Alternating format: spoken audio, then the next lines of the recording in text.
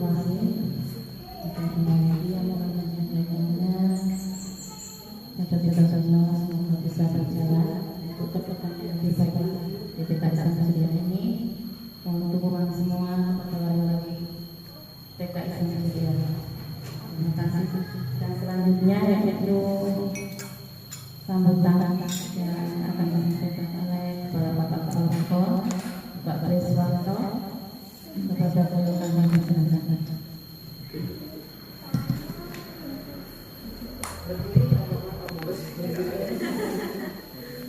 Nyampe mawon nggih. Assalamualaikum warahmatullahi wabarakatuh. Waalaikumsalam warahmatullahi wabarakatuh. Alhamdulillah rabbil alamin wa bihamdihi wa rahmatullahi wa alihi wa sahbihi. Yang saya hormati kepada Widya Stuti ST Sarjana Teknologi beserta dewan guru semuanya, dan yang saya hormati juga pada ibu-ibu wali murid yang alhamdulillah bisa hadir pada pagi hari ini, dan tidak lupa yang saya cintai istri saya Bu Sri Mulyani. Yang pertama selalu kita mengucapkan puji syukur kita kehadirat Allah Subhanahu wa taala yang alhamdulillah pada pagi hari ini kita dapat berkumpul bersilaturahim di sekolah TK Islam Ceria dalam keadaan sehat tidak kurang apa-apa. Amin ya rabbal alamin. Yang kedua, selawat serta salam selalu kita tujukan kepada junjungan kita Nabi besar Muhammad sallallahu alaihi wasallam yang telah kita nantikan syafaatnya di yaumul qiyamah. Amin ya rabbal alamin. Kepada ibu-ibu semuanya yang saya hormati, yang di sini yang pertama saya mengucapkan terima kasih atas kesempatan pada pagi hari ini bisa bersilaturahim, bisa berkenalan. Ternyata iki enak sih kenal. Nama saya Bu Triswanto. Kalau fotonya ada di bawah. Kebetulan alhamdulillah saya dipercaya sebagai kepala pelaksana PPN ini yang sudah dilantik pada tanggal 14 September 2022. Dan saya diberi kesempatan nanti 6 tahun sampai 2028. Dan selanjutnya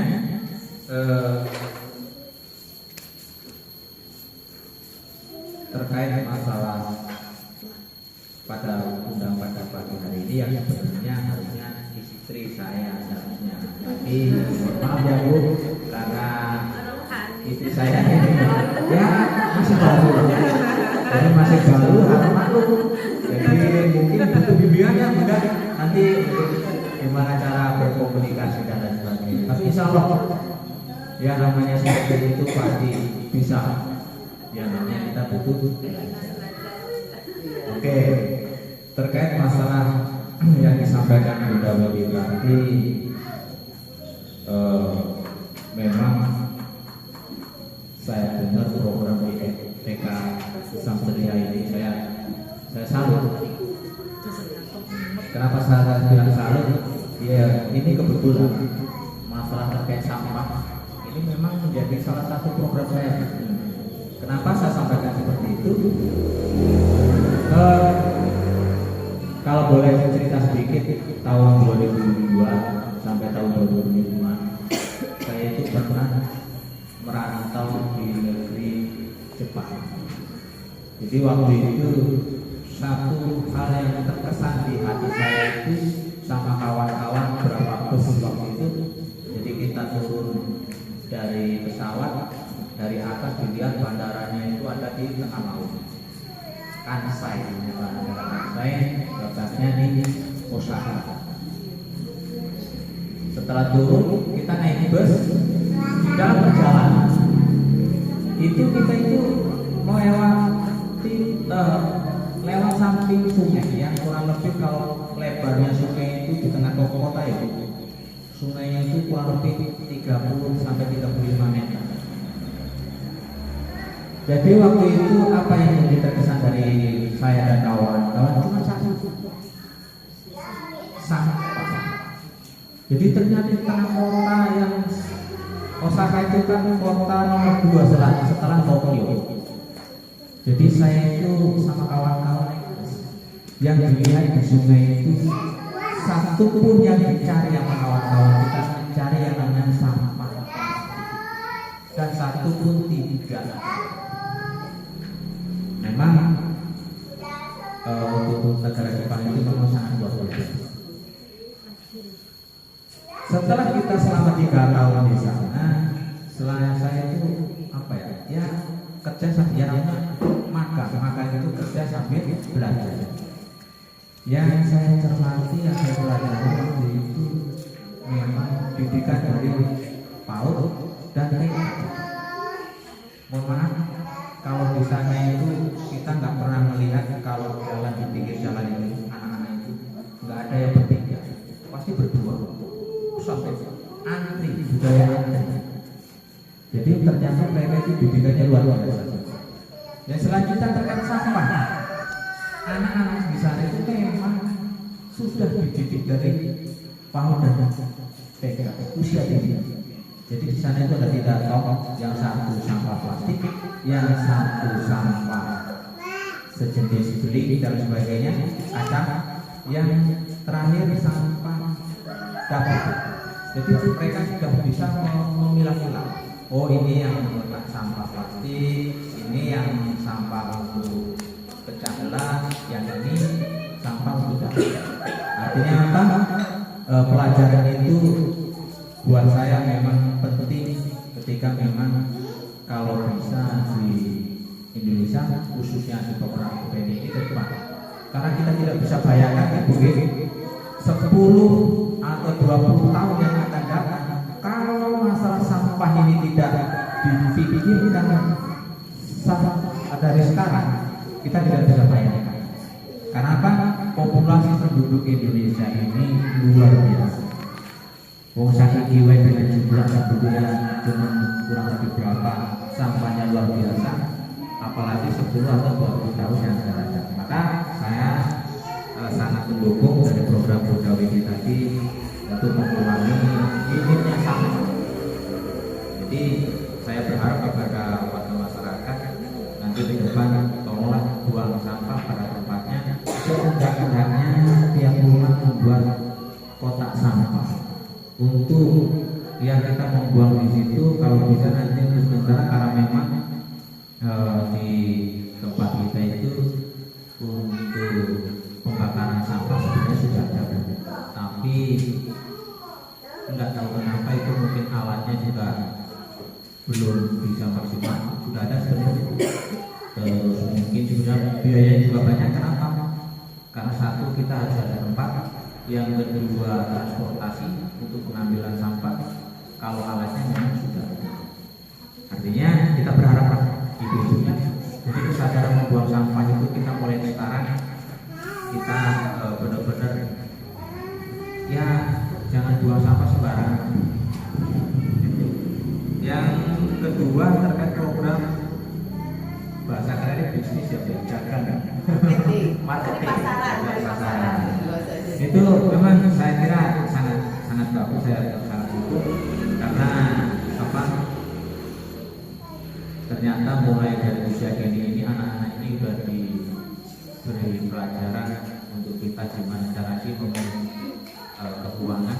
Bahkan kalau orang itu kan pemikiran dagang, aku pikir mau dagang. Jadi kalau perhitungan itu untuk NFT kurang. Jadi artinya itulah memang apa ya, kelebihan dari orang bisnis itu bisa mengatur baik itu pengeluaran, pemasukan dan lain sebagainya. Artinya sangat bagus untuk ini. Dan kita memang alhamdulillah mereka kita dapat lulus ya, lulus apa tadi? Sekolah penggerak. Alhamdulillah. Jadi memang dari dulu saya pernah sampaikan ke kawan-kawan bahwa memang saya juga apresiasi untuk dewan-dewan guru di PK Satria ini, kalau dewan gurunya sudah tidak diragukan lagi. Lulusan ya saja lumayan ya. Jadi saya kira itu sangat faktor yang sangat mendukung untuk gimana caranya mendidik anak-anak kita ke depan. Saya yakin dengan dewan guru yang ada di TK Ceria ini harapan kita akan mengeluarkan anak-anak didik yang lebih kreatif, produktif, dan cerdas. Amin ya rabbal alamin. Terkait masalah yang lain tadi, masalah lomba ya. Kalau masalah lomba, insya Allah kita akan selalu mendukung program untuk baik itu lomba apapun. Kalau memang bisa kita bantu, nanti pun bisa kita bantu. Jadi apa yang memang menjadi kebutuhan, juga termasuk kalau saya memang begini Bu, program kita juga fasilitas pendidikan memang jadi ya prioritas. Kalau kita lihat di SD 1 satunya di Argopeni, SD 1 negeri 2, kebetulan SD sana itu SD saya jebolan di SD 1 Argopeni. Dan kalau kita lihat kondisi di pinggir jalan itu, saya sangat prihatin. Kenapa? Ya apa ya? Kita lewat aja satu sempit. Kedua dilihat juga dipandang beragam. Makanya saya nanti harapan saya untuk di SD kita nanti kanan kiri kita mau fondasi. Kalau perlu kita nanti di badan jalan kanan kiri kita cor. Kenapa? Yang satu untuk keamanan, untuk kenyamanan baik wali murid atau murid, dewan guru dan sebagainya. Ketika itu jalannya bagus, artinya lebar, artinya kan nyaman. Sementara ini kalau kita simpangan gering-gering di mana gitu kan, karena memang ini artinya itu salah satu yang menjadi target kita biar nanti apa namanya biar mudah untuk ininya. Yang masalah ini kayaknya mohon bisa Bu, aku sebatin kita kemarin bisa nih loh. Jadi mau berarti aku sudah sampaikan alhamdulillah. Jadi ide saya sama orang ini hampir sama ya. Jadi ya saya harap kalau ini mohon bisanya nanti ya dibersihkan. Nanti kita kalau memang di situ ada bisa muat 2 batang, nanti kita kirim pohon lengkeng karena itu memang salah satu program saya lagi ke depan di Bukit Argopeni ini. Saya sangat berharap nanti setiap rumah bisa menanam pohon lengkeng. Lengkeng ini Bu, bibitnya langsung dari Jawa. Artinya apa? Kualitasnya memang bagus. Harganya memang juga murah. Artinya saya berharap nanti ya di depan aku bisa ngikut ganti lah. Ya. Terus yang selanjutnya, iya, kok kurang nggak apa dipakai nongil ya. Bisa. Jadi mudah-mudahan ya tapi alon-alon berpucuk dulu. Tapi insya Allah saya tidak berjanji, tapi mudah-mudahan ke depan ya menjadi PR buat saya. Tidak perlu panjang lebar ya Bu, lebih dari kurangnya saya mohon maaf sekali lagi. Saya bersama dan juga Ibu selaku bekerja sebagai ketua PKK Argopeni mohon doanya, dukungannya, supportnya pada ibu semuanya agar nanti saya selama 6 tahun ini bisa melakukan tugas ini dengan sebaik-baiknya dan doa-doanya mudah-mudahan amanah saya ini tetap selalu amanah dan istiqomah. Amin ya rabbal alamin. Akhirul kalam, bila itu berdoa. Wassalamualaikum warahmatullahi wabarakatuh.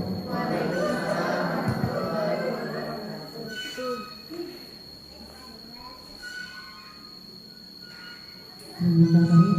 Ucapkan selanjutnya saya ada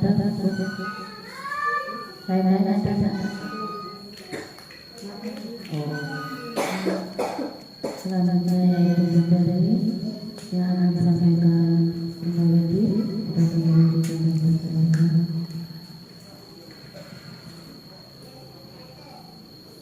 maaf ya Bu.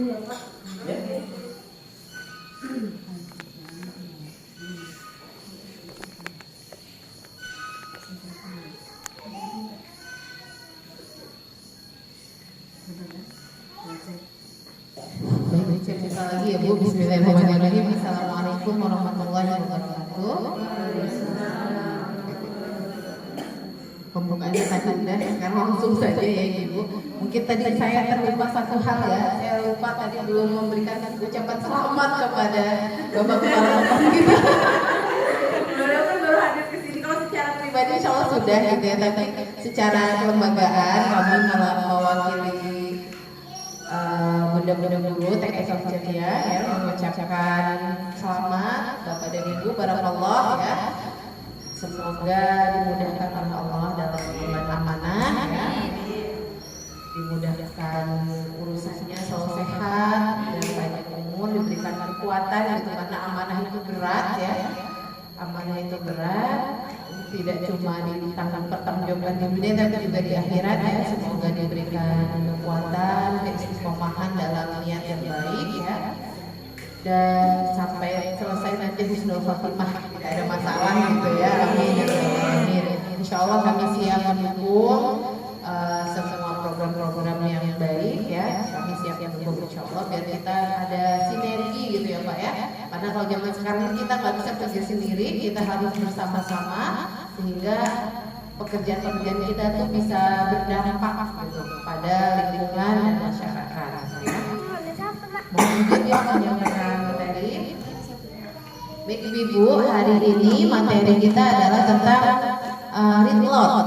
Mengapa membacakan nyaring ya? Tema ini saya angkat awal karena saya melihat anak-anak itu antusias meminjam buku di perpustakaan sekolah ya. Nah, saya khawatir anaknya semangat minjem buku, nanti ibunya bingung membacakannya gitu ya, atau nggak punya motivasi untuk membacakannya. Ada satu anak kalau minjem buku ini terus sampai kata ibunya kamu nggak bosan-bosan. Ya memang begitu anak kecil, dia namanya sedang belajar ya, belajar itu butuh pengulangan. Nah kadang-kadang aku pun ngantek hafal katanya ini bukunya dibuat itu jadi sampai hafal sampai bilang aku katanya. Nah harapannya ya dengan kita belajar di sini, mengapa harus membacakan buku untuk anak-anak ya, membacakan buku secara nyaring. Jadi bacanya itu memang harus bunyi gitu, ada suaranya, bukan di dalam hati gitu ya. Jadi makanya disebut membacakan nyaring atau bahasa keren ya, bahasa orang Solonya read aloud gitu ya. Read aloud. Mengapa kita harus membacakan nyaring? Jadi itu nanti belakangnya kita lihat dulu fakta literasi ya. Sebelum ke literasi, fakta literasi. Literasi itu apa sih Bu? Literasi itu apa?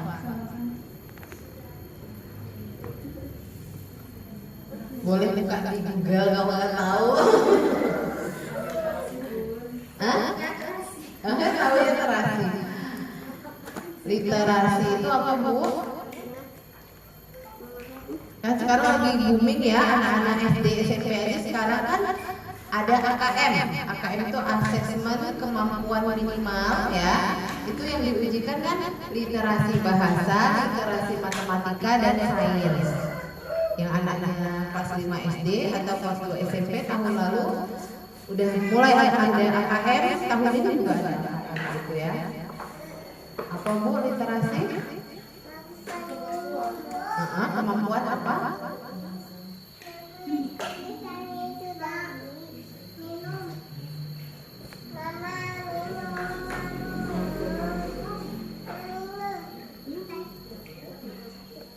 Kemampuan apa? Kemampuan membaca dan memahami ya struktur kalimat. Jadi kalau kita bicara literasi itu bukan cuma bagaimana anak kita bisa baca, tapi juga bagaimana memahami bacaan.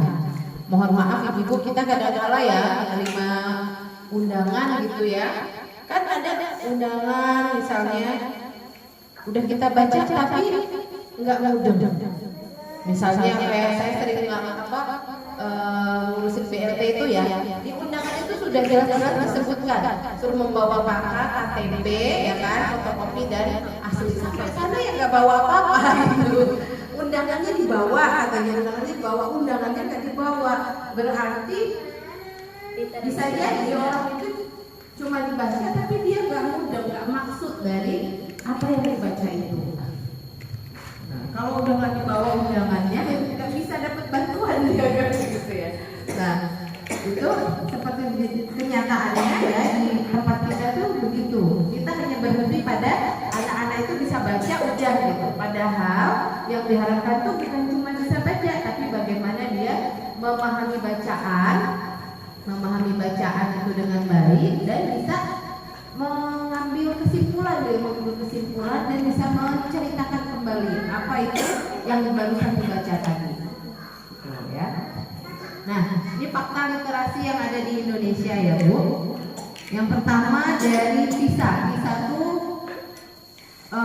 penilaian ya, program penilaian internasional ya, yang dilakukan di hampir seluruh negara di dunia ini ya. Yang terakhir itu dilakukan di 2018.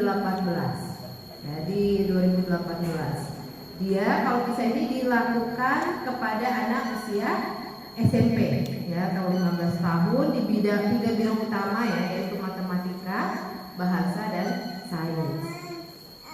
Terus yang melakukan siapa? Yang melakukan adalah OECD ya, Organization for Economic Cooperation and Development. Jadi organisasi ekonomi dan pengembangan gitu. Peringkatnya Indonesia peringkat berapa Bu? Peringkatnya 72 dari 79 negara. Kira-kira itu bawah mana? Bawah banget ya Bu ya. Bayangin dari 79 negara, Indonesia rankingnya ke 72. Nah, berarti kita tuh paling rendah. Gitu, kita tuh rendah. Yang paling tinggi siapa Bu? Finlandia. Ya, Finlandia itu memang pendidikannya paling baik di sana. Di gimana nggak baik ya Pak? Dari bayi lahir sudah ditanggung negara.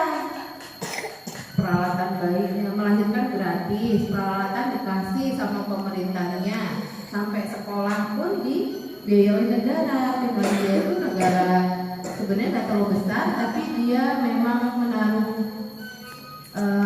prioritas yang tinggi pada pendidikan. Jadi pendidikan di Finlandia itu yang terbaik saat ini.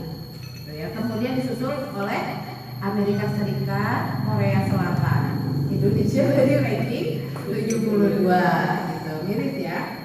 Nah, kesimpulan dari hasil PISA itu apa? Kesimpulannya adalah bahwa kemampuan baca siswa Indonesia itu rendah.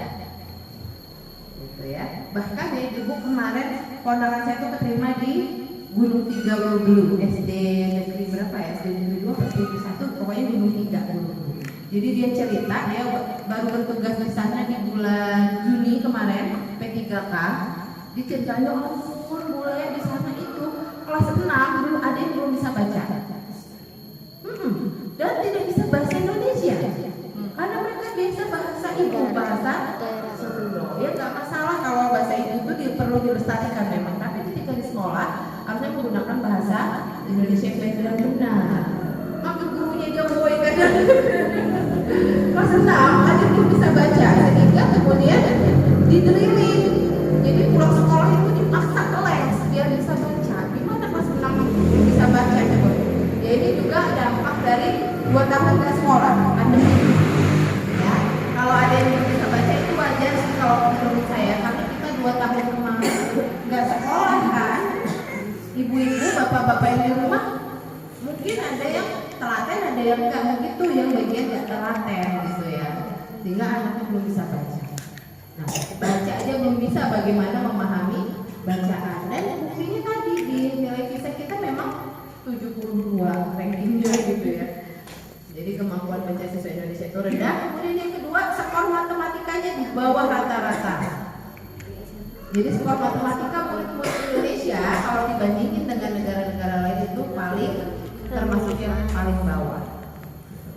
Kemudian yang ketiga, mengalami penurunan tren kemampuan. Jadi ibu-ibu di hasil survei ya menunjukkan bahwasannya anak-anak yang kelihatannya pintar, kelihatannya loh ya, di kelas 1, 2, dan 3 dia masih stabil prestasinya nih.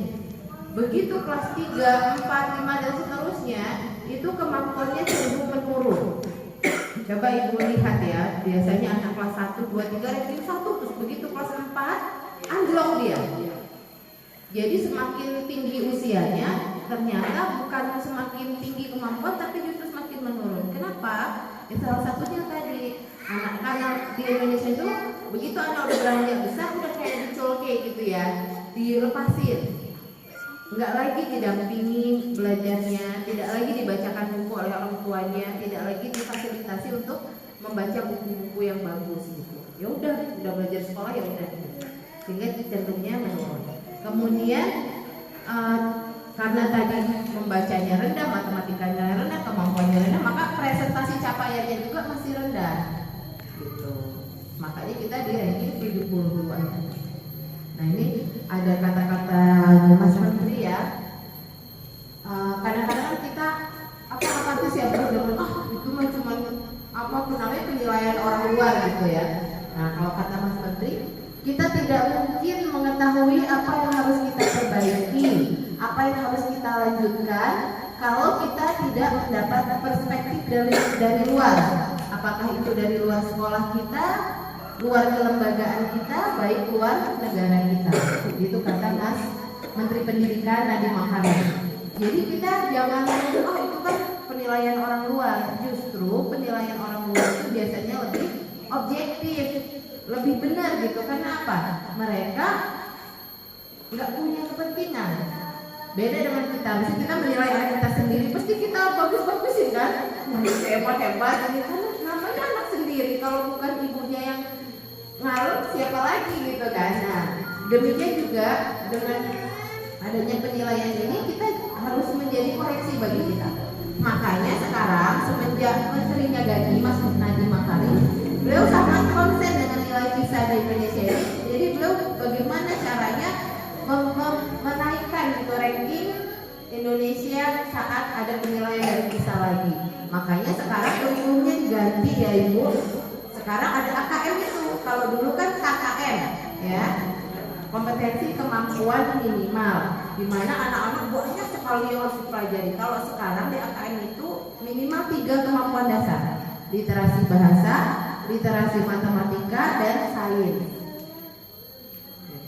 Makanya ibu-ibu jangan kaget nanti begitu lihat ujian soal ujian anak kelas 3 atau kelas 4 ya Bu, bahasa Indonesia panjang gitu ya. Terus nanti pertanyaannya misalnya ada kalimat apa gitu ya, nanti pertanyaannya itu nggak langsung. Kalau kita dulu kan misalnya ada bacaan ya, Budi naik sepeda ke sekolah, Budi pergi ke sekolah bersama Anton temannya. Nanti pertanyaannya kan paling Budi ke sekolah naik apa? Kita zaman dulu kan gitu pertanyaannya, udah jelas-jelas ada jawabannya di teks itu. Nah, naik sepeda gampang. Kalau sekarang dari bacaan itu ya, kemudian nanti pertanyaannya itu memerlukan analisa, perlu dipikirin lagi jawabannya yang mana gitu. Nggak semudah yang zaman kita dulu. Matematika juga gitu. Matematika kalau kita dulu kan cuma angka-angka aja Bu ya. 57 ditambah 36 dikurangi 20 sama dengan titik-titik. Masih ada soal kayak gitu. Tapi kalau di ulangannya biasanya gini kan bunyinya. Dina memiliki manggis 47. Lalu Dina memberikan manggis itu kepada temannya yang bernama Lela 20 butir. Terus Dina ngasih lagi ke Agus 5 butir. Berapakah sisa? Jadi dia harus memahami bacaan itu dulu. Lalu berapa sisa manggis yang dipegang Dina? Itu kalau anak-anak tidak bisa memahami bacaan, ini ditambah apa dikurang ya? Pasti jawabannya salah. Anak-anak harus memahami dulu kan? Oh kalau dikasih itu berarti dikurang gitu kan? Kayak gitu, nah seperti itu. Panjang kan bacaannya, gitu. Sini tuh butuh penalaran. Makanya itu salah satu yang melatar belakangi kenapa kurikulum kita berubah, salah satunya nilai PISA yang sangat rendah ini, kemudian sama Mas Menteri diupayakan untuk ditingkatkan dengan memperbaiki kurikulum yang ada. Nah ini fakta literasi yang PISA ya, jadi cenderungnya tuh, jadi grafiknya itu nggak naik gitu ya, jadi cenderungnya menurun, ya kan? kan nih naik turun makin turun. Jadi peringkat kita itu cenderung semakin turun, bukan besar.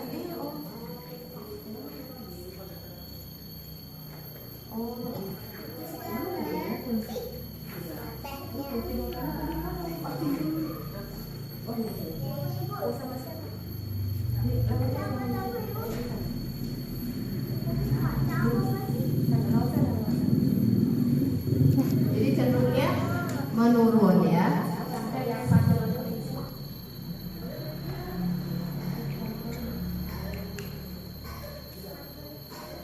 Terus ini dari asesmen kompetensi siswa Indonesia. Kalau dari sini kita bisa melihat, betul kelihatan ya. Ini adalah perbedaan nilai atau indeks prestasi ya dari siswa-siswa yang ada di Indonesia. Itu ternyata ada perbedaan yang sangat besar antara siswa yang ada di Jakarta dan Jogja dengan kota-kota besar yang ada di sekitaran Pulau Jawa. Gitu. Jadi di Pulau Jawa aja akses pendidikan itu, kualitas pendidikan ternyata nggak merata. Jadi kalau di Jakarta, di Jogja itu tinggi nilainya. Tapi kalau kita lihat di Brebes misalnya, Tegal dan seterusnya itu rendah. Gitu. Jadi di Jawa aja nggak merata, apalagi kita di luar Jawa gitu ya. Banyak sekali yang rendah.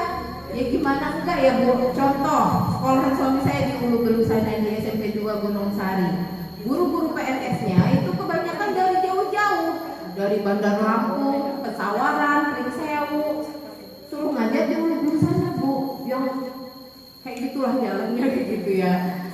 Siapa yang mau? Mereka di sana 1 tahun pindah. 1 tahun pindah, dan Pak Imam juga pindah-pindah gitu ya.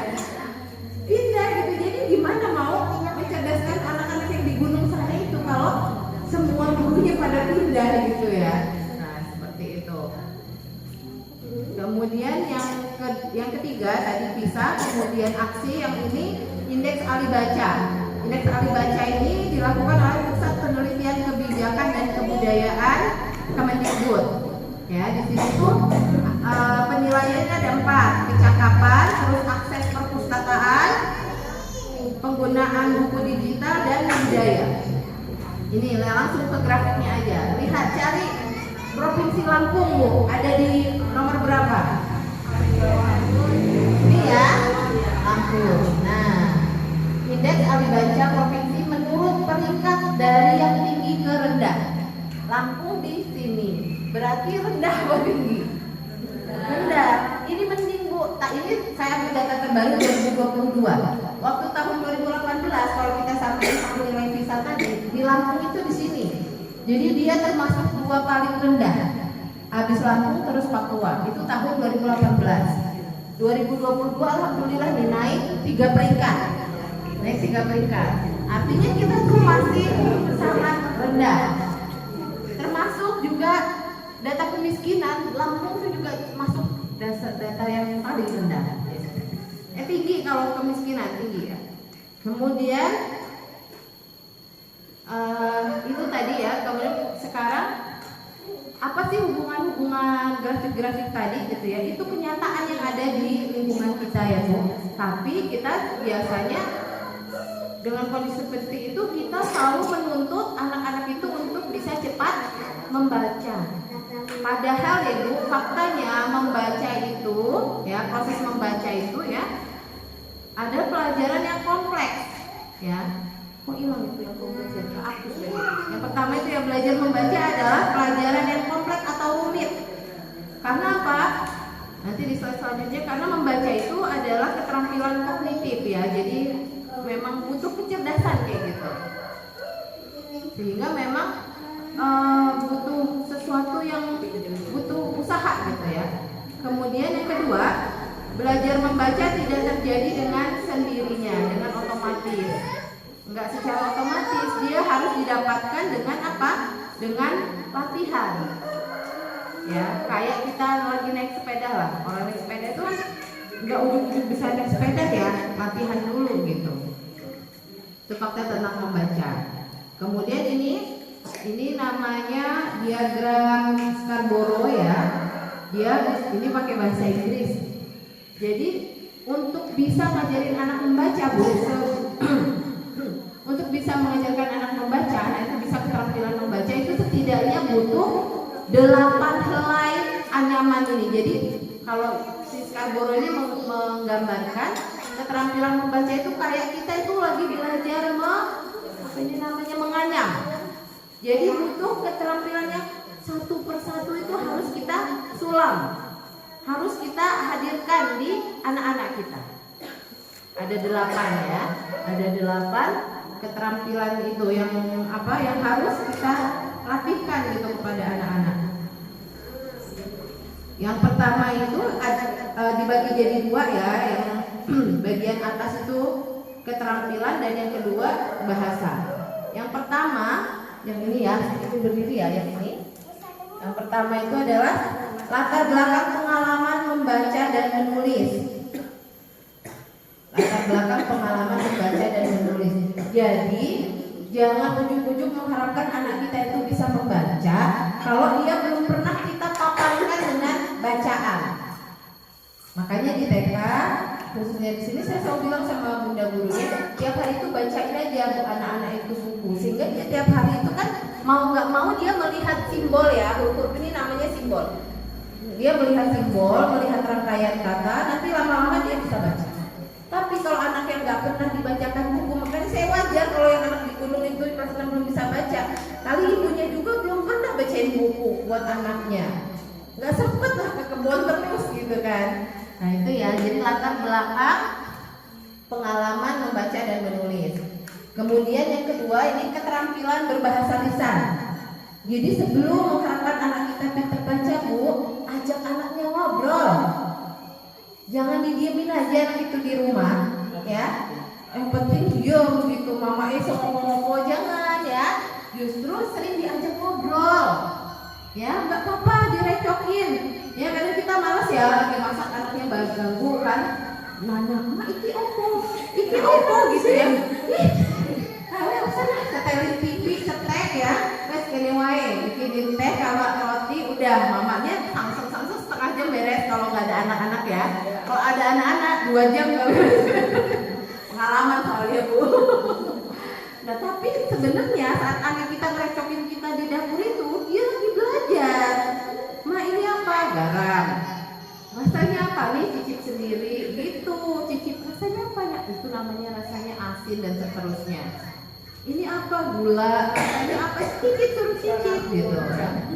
Jadi harus sabar memang. Jadi ajakin ngobrol, jangan. Kalau saya nonton film Korea itu ya, Hai Bye Mama itu, kan itu anaknya diem banget. Kebetulan dia hidup dengan ibu sambung.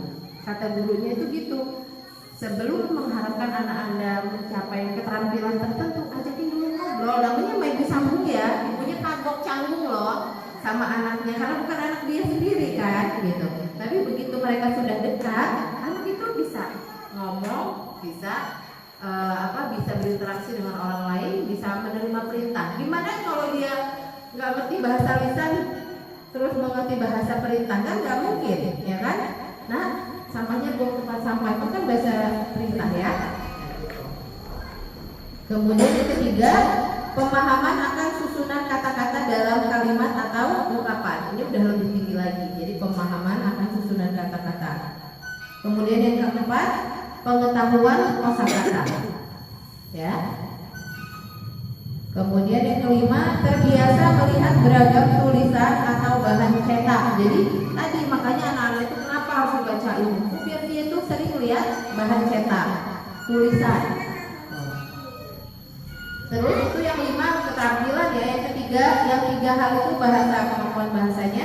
Yang pertama itu dia struktur bahasa atau pengenalan huruf ya. Makanya kalau anak TK itu, Bu, jangan diharapkan anak baru masuk TK 2 bulan kok anakku belum bisa apa-apa ya, Bun, gitu ya. Kalau di TK itu anak-anak itu yang dipelajari pertama adalah keaksaraan awal. Jadi kalau anak kita ditanya buku itu diawali huruf apa, Dek? Dia udah bisa jawab gitu, itu udah bagus. Berarti dia sudah mengenal keaksaraan awal. Buku, berarti di situ ada huruf apa deh yang bunyi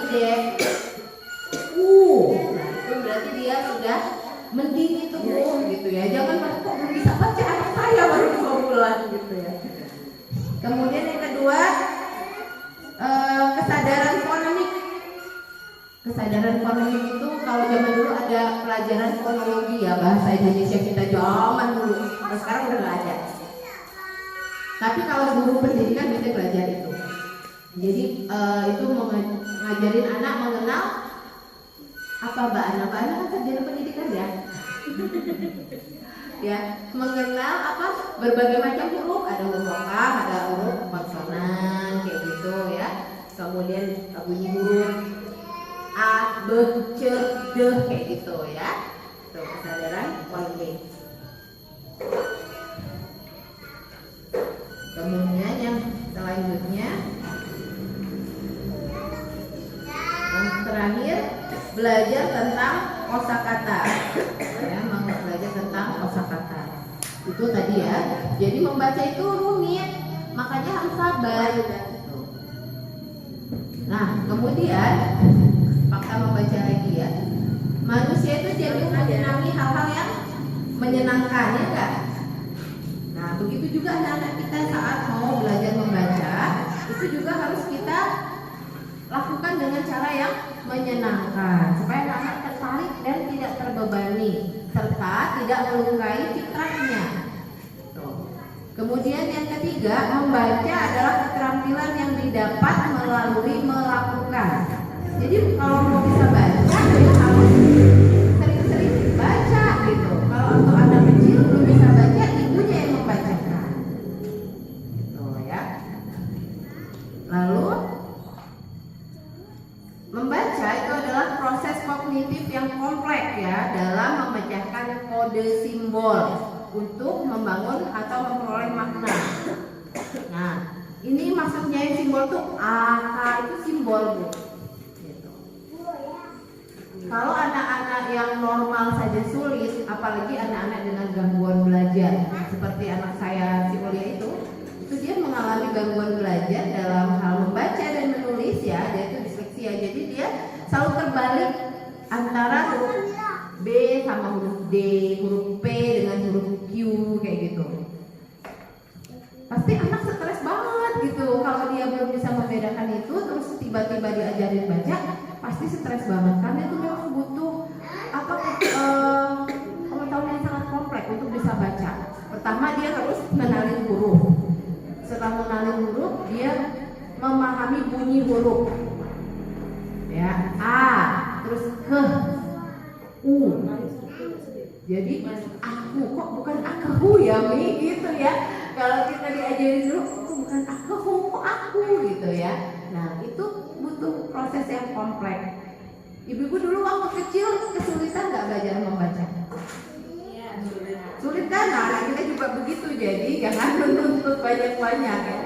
Yang kedua, sarana penguasaan bahasa, komunikasi dan berbagai informasi dan ide. Jadi kalau membaca itu banyak yang yang diperoleh gitu ya, sehingga itu memang butuh konsentrasi, butuh kemampuan yang luar biasa. Terus membaca juga melibatkan pengetahuan dan pengalaman kita. Jadi kalau makanya kenapa anak-anak yang sering dibacakan buku pas belajar membaca dia lebih mudah. Kenapa? Karena dia udah banyak kosakatanya. Gitu. Ya. Kemudian yang keempat, proses membaca membutuhkan latihan, pengembangan dan penyempurnaan yang berkelanjutan. Makanya seharusnya membaca nyari ini bukan cuma di TK tapi juga dilakukan di SD. Sayangnya di SD kita belum banyak yang melakukannya. Yang minimal kita lakukan, kita mulai dari diri kita sendiri lah gitu ya. Makanya tadi kenapa anak kelas 4 itu cenderung menurun, udah gak dibacain buku lagi sama orang tuanya, atau gak didampingi lagi, gue nggak open gitu ya. Lalu salah satu solusinya ya untuk mengajar anak membaca apa? Banyak sih caranya, tapi karena saya lagi jualan Ritlot, jadi saya bahasnya Ritlot aja gitu ya. Mengapa Ritlot? Nah, ini saya akan coba bacakan buku ya ibu-ibu. Nanti tolong ibu perhatikan, catat waktunya. Berapa? Ada yang bawa jam atau HP? Coba dicatat nanti ya. Dan mulai saya membacakan sampai selesai itu berapa lama? Gitu ya. Kemudian juga ibu-ibu perhatikan bagaimana perasaan ibu saat mendengar bacaan itu. Lalu apa yang ibu-ibu dapatkan dari mendengarkan baca buku yang saya lakukan ini ya. Siap ya? Nah, saya akan membacakan buku ini ya. Judulnya seri Foxy, Aku Kakak yang Baik, karya Ade Yuli. Suatu pagi, Ibu Foxy baru saja menetaskan puluhan telur. Dia letakkan telur-telur itu di atas daun. Seru Ibu Foxy. Ibu Foxy begitu senang, berharap semua telurnya ini bisa berubah menjadi kumbang yang sehat. Sudah saatnya Ibu Foxy mencari makan. Lalu dipanggilnya si Foxy untuk menjaga telur-telur kecil itu. Ini yang buat telur kecilnya ya. Foxy, Ibu minta tolong jaga telur-telur ini selama Ibu pergi ya. Pinta sang ibu. Baik Bu, jawab Foxy. Namun ternyata bagi Foxy menjaga telur itu hal yang membosankan.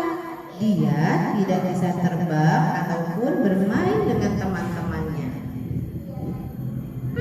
Sepertinya tidak apa-apa jika meninggalkan telur ini sebentar, ujar Foxy. Foxy pun terbang, tidak memenuhi tanggung jawab yang diberikan oleh ibunya. Foxy memilih bermain di antara bunga aster. Di sana ada Cici yang baru saja membuat terowongan. Foxy suka dengan Cici yang ramah dan baik hati.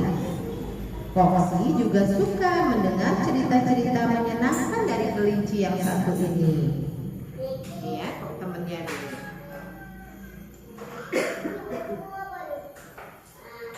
Foxy, ibuku baru saja melahirkan bayi-bayi kelinci yang lucu sekali, kata Cici.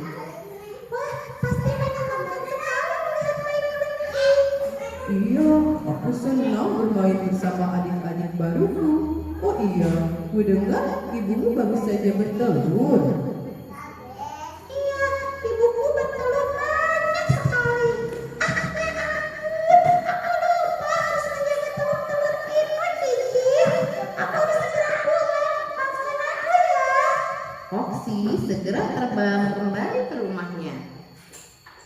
Sesampainya di rumah, betapa kagetnya Foxy ketika melihat sebagian kecil telur itu terkena jaring laba-laba.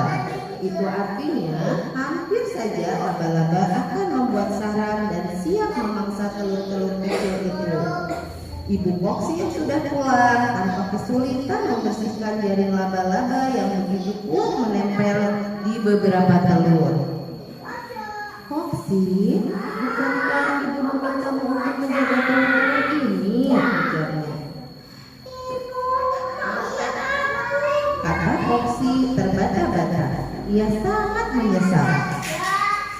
Foxy anakku, telur-telur ini nantinya akan berubah menjadi kumbang sepertimu. Kita hanya perlu menjaga sampai waktunya tiba, ujarnya. Ibu pun bercerita, setelah seminggu lamanya telur-telur ini akan menetas menjadi larva. Setelah saat menjadi larva, mereka akan makan banyak. Setelah itu mereka pun tidur lalu menjadi kepopong. Ini ada gambarnya ya. Beberapa waktu kemudian, lihatlah Foxy, setelah seminggu menjadi kepopong, kini mereka telah berubah menjadi kumbang yang sehat. Sepertimu, mereka lah adik-adikku, kata sang ibu. Foxy begitu gembira melihat adik-adiknya yang berbentuk sama sepertinya. Berapa menit ibu saya baca buku? 4 menit, gak nyampe 5 menit ya? Gak nyampe 5 menit. Terus bagaimana perasaan ibu saat mendengarkan saya membacakan buku? Ngantuk. Jujur banget. Ngantuk. Oke, yang lain? Senang. Ada yang ngantuk, ada yang senang gitu ya. Soalnya Mbak Ana habis lembur bikin kue. Iya. Senang ya, tetapi mayoritas senang ya ibu. Nah, itu juga yang dirasakan oleh anak-anak kita saat ibunya membacakan buku. Mereka pasti senang. Kemudian Kemudian yang selanjutnya, apa yang ibu-ibu dapatkan dari mendengarkan bacaan saya tadi? Ada informasi apa di situ? Ada informasi apa, Bu? Menjaga amanah. Terus apa lagi? Sabar. Terus bertanggung jawab. Tadi ini diceritain nggak? Iya. Apa ini namanya? Perubahan bentuk, ya, perubahan bentuk si koksi. Mulai dari telur, larva, kepompong, lalu koksi ini namanya kalau bahasa kerennya itu metamorfosis.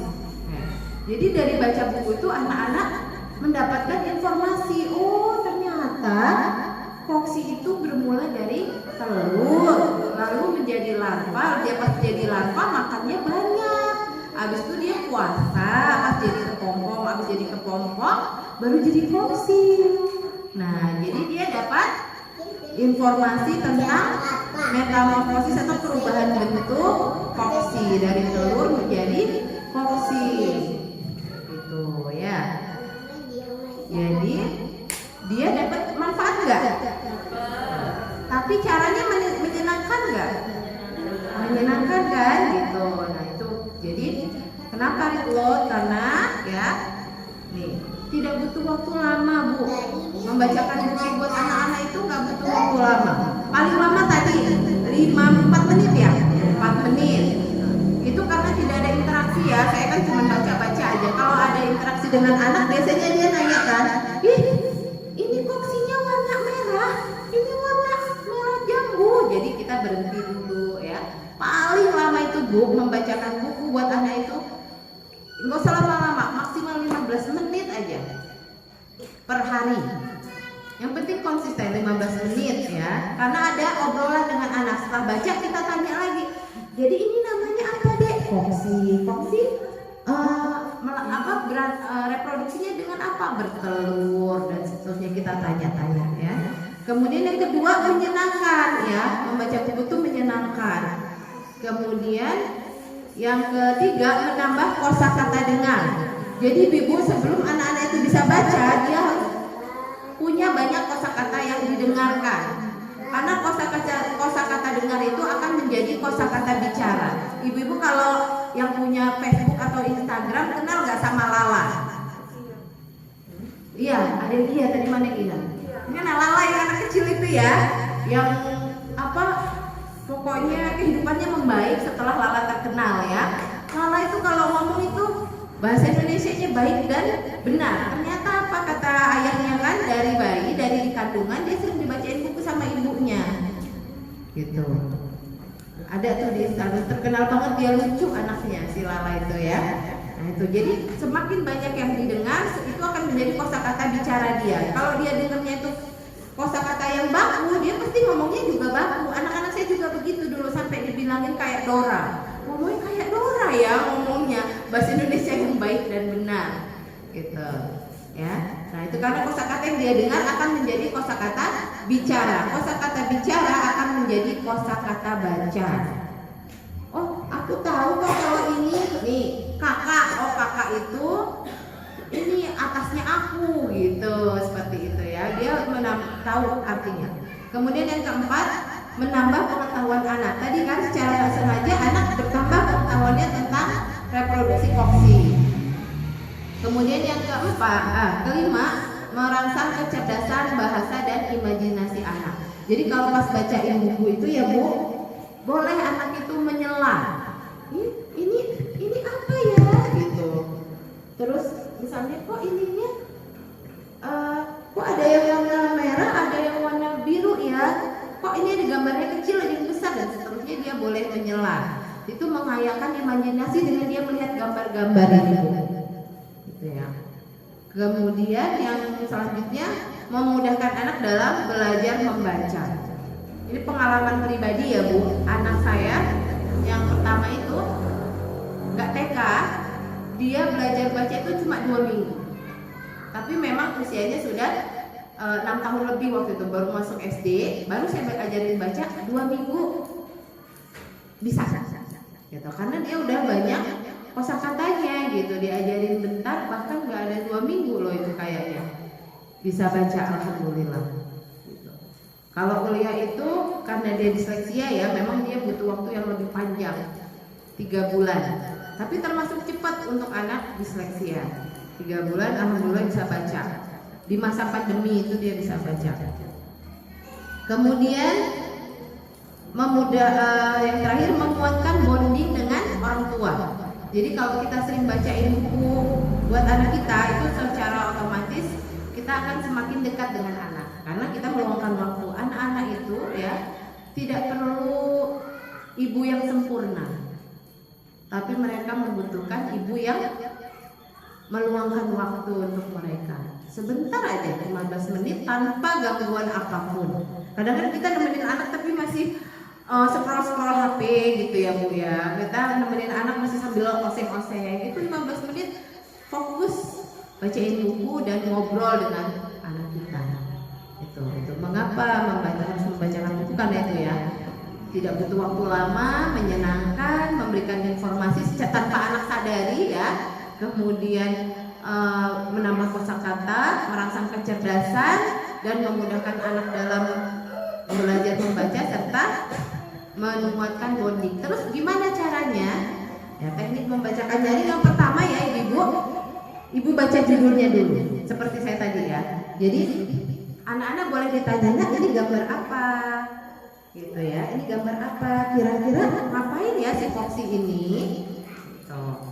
Kita baca di halaman depan ini semuanya ya. Jadi aku kakak yang baik, karya Kak Ade Yulia. Kalau di sini ada tulis ilustratornya, dibaca juga ilustrasi oleh siapa yang gambar ini. Lalu kita bacakan seperti tadi. Jadi buku ini menghadap ke anak. Kalau membacakan buku itu bukunya menghadap ke anak. Jangan kita di sini, anaknya di situ, ngadep ke sana.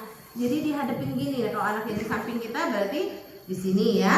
Kalau sambil tiduran berarti begini. Tapi saya tidak menyarankan sambil tiduran ya, sambil duduk aja gini ya. Nah, terus kita tunjuk Bu ininya, karena saya pegang mic jadi kan saya nggak bisa tunjuk ya.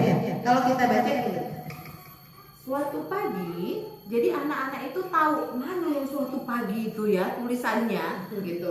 Suatu pagi Ibu Foxy baru saja menetaskan puluhan telur. Jadi kata-katanya ini, kalimatnya ditunjuk sehingga anak-anak itu akan fokus ya, fokus pada simbol-simbol yang ada di sini. Inilah yang kemudian nanti membuat dia itu mudah mengenali simbol huruf. Dia jadi tahu mana A, B, C sampai Z. Gitu ya, ditunjuk. Kemudian bedakan intonasi. Tadi ya, kalau lagi baca ini kan narasi namanya. Kalau yang merah ini dialog. Kalau narasi ya kita datar aja kayak pembaca berita gitu kan. Suatu pagi Ibu Foxy baru saja menetaskan puluhan telur.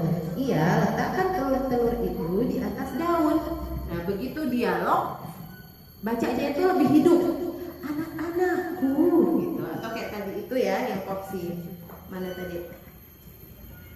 Sepertinya tidak apa-apa jika menyenggangkan telur ini sebentar gitu. Jadi intonasinya itu kalau bisa dibedakan. Bagaimana intonasi orang dewasa, anak kecil, kemudian anak kecil yang baik hati dan anak kecil yang jahat. Biasanya kan kalau cerita itu ada gitu ya, ada yang baik, ada yang nakal. Kalau yang nakal itu biasanya teriak-teriak ngomongnya kan, gitu ya. Nah itu dibedakan intonasi. Saya sudah kenapa harus begitu? Supaya anak tertarik. Coba kalau bacanya lempeng aja nih kayak gini, kayak saya misalnya ya. Anak-anakku, seru Ibu Foxy. Ibu Foxy begitu senang, berharap semua telurnya ini bisa berubah menjadi kumbang yang sehat. Kira-kira bosen nggak? Bosen kan? Makanya itu harus dibedakan intonasinya. Gitu. Kemudian kita juga tunjukkan gambarnya nih. Ini kan lagi main sama Cici ya. Nah ini nak yang si Cici nih, di Foxy-nya dia lagi main di rumput-rumputan dan seterusnya kita baca. Nah setelah selesai membaca, jangan udah tutup bukunya. Coba nak, tadi ini judulnya apa? Kita review. Review itu kita tanya jawab. Nyangkut nggak, nyantel nggak? Nah disinilah fungsinya tadi memahami bacaan.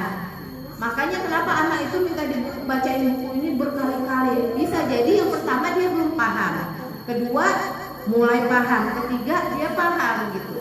Pertama ditanya belum maksud ya.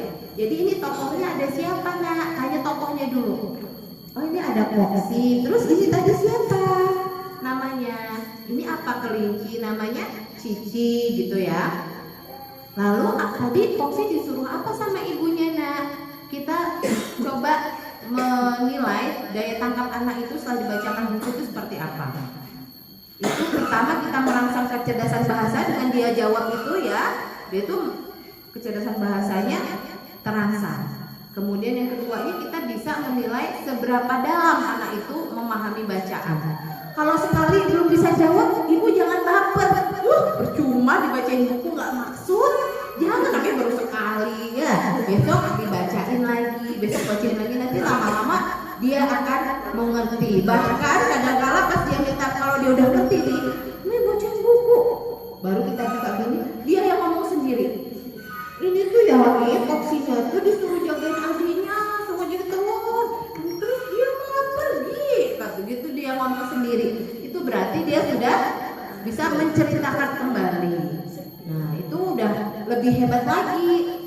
Tapi minimal tadi dia bisa mereview atau mengulas tadi apa yang baru saja kita bacakan. Itu tekniknya ya ibu-ibu. Jadi membacakan buku itu ternyata ada ilmunya. Enggak asal membaca aja, supaya itu berpengaruh pada kecerdasan anak-anak kita. Gitu. Berapa menit tadi baca bukunya Bu? Pak, bentar apa lama? Daripada kita scrolling HP, scrolling Instagram, Reels gitu ya, bisa berjam-jam kan. Nah jadi saya harapkan setelah ibu-ibu mengetahui kenapa harus read aloud, lalu bagaimana tekniknya, saya harapkan ketika ibu-ibu meminjam buku dari perpustakaan sekolah bisa diterapkan teknik ini. Ibu-ibu mau meluangkan waktu untuk mendampingi anaknya membaca buku. Mau nggak Bu? Mau? Mau ya, insya Allah. Dan ini berlaku bukan cuma untuk anak usia dini sebenarnya, sampai anak usia SD itu masih perlu kita bacakan buku. Ketika dia udah besar, kelas 4, dia kita suruh baca sendiri, lalu kita tanya, tadi kakak baca apa? Dari bacaan itu apa pelajaran yang bisa kakak ambil? Bukan cuma membaca buku bacaan. Itu sehingga anak-anak itu kaya dengan kosakata. Anak-anak yang kaya kosakata bisa jadi nanti ke depan mungkin ada yang jadi penulis, penyair ya Bu, penulis lagu, karena dia banyak memiliki kosakata. Itu saja mungkin ibu-ibu, mohon maaf agak lama ini ya.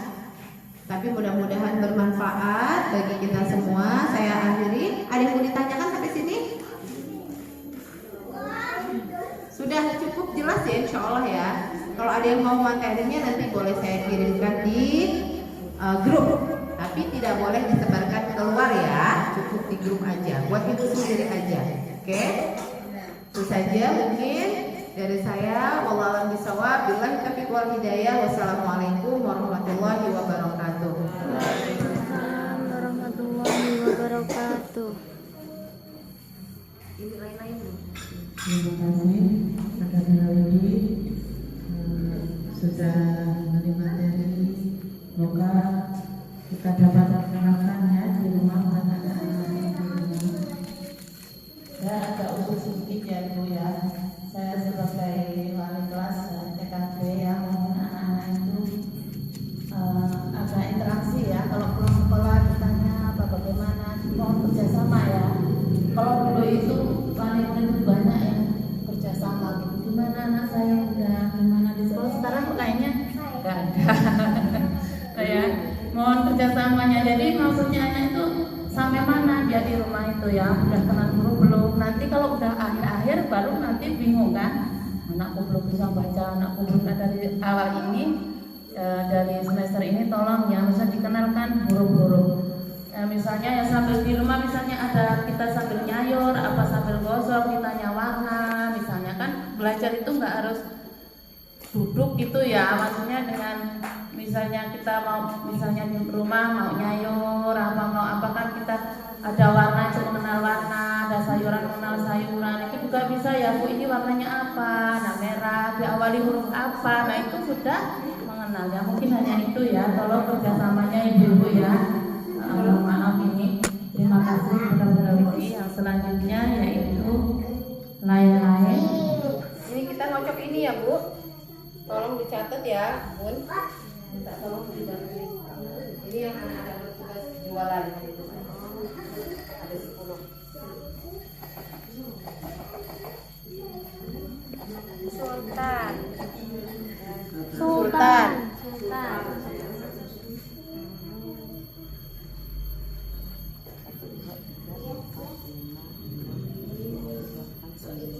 Sakila. Sakila. Bun, tolong dicatat ya Bun. Luna. Kenzo.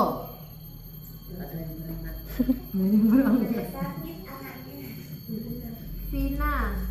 Ada ya. Hanza.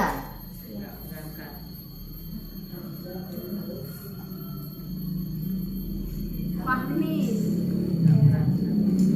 Imam. Ada ya Imam. Aura. Ada nggak? Nggak ada. Lubna.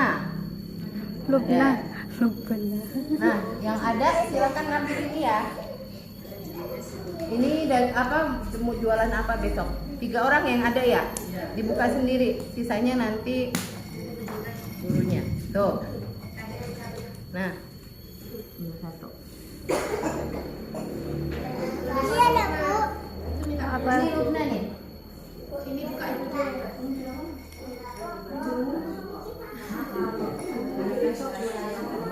Apa?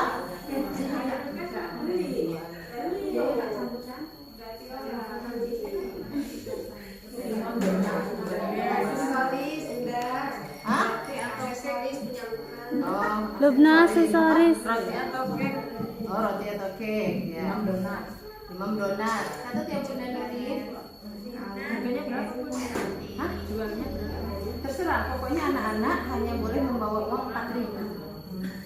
Jadi harga jualnya langsung dikasih harga. Langsung dikasih harga. Makanya ngasih harga ke rumah. Yang penting jangan 5.000-an, Bu. Iya, nggak ada nanti uangnya ketemu. Gawe gede bocil kan. Pokoknya harga itu anak-anak itu hanya boleh bawa uang 4.000. Ini Bun yang belum Bun, buah-buahan dari atas saja. Ya, buah-buahan.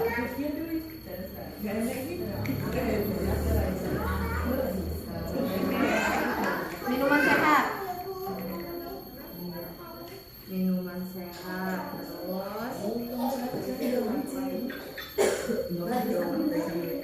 kue tradisional.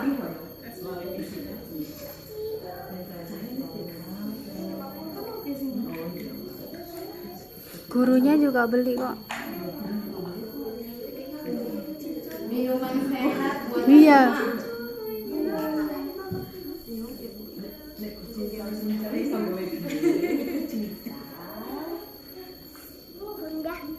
makanan sehat buatan rumah. Makanan sehat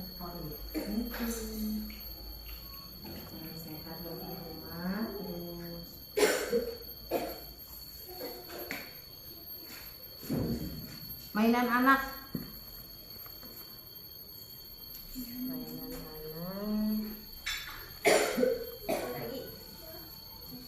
Puding atau agar-agar?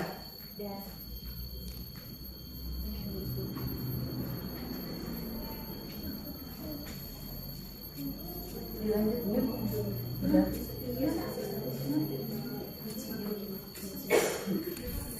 Dan yang terakhir yaitu contoh, saya selaku pembawa acara dari awal ke akhir. Tidak ada acara kata-katanya kedua. Saya minta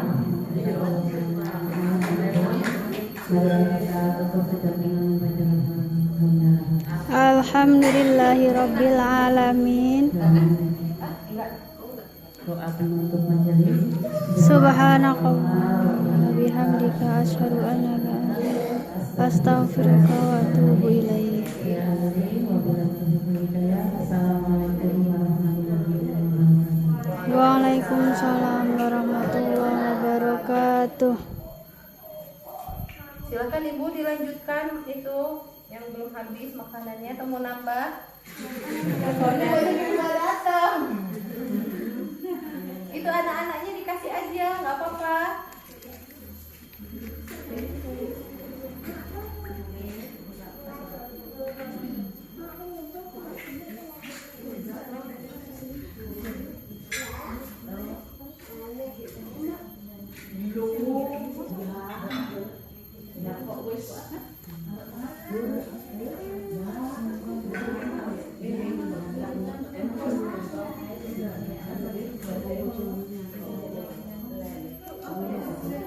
Masih ya Mbak?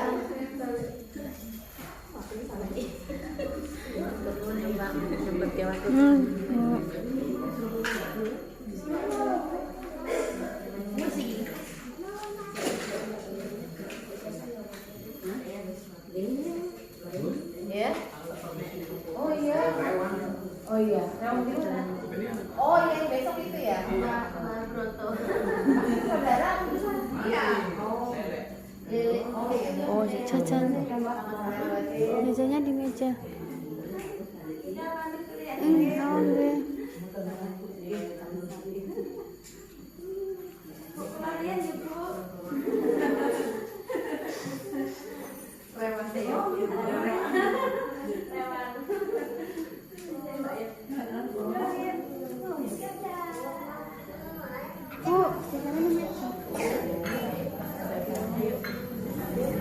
Nggih.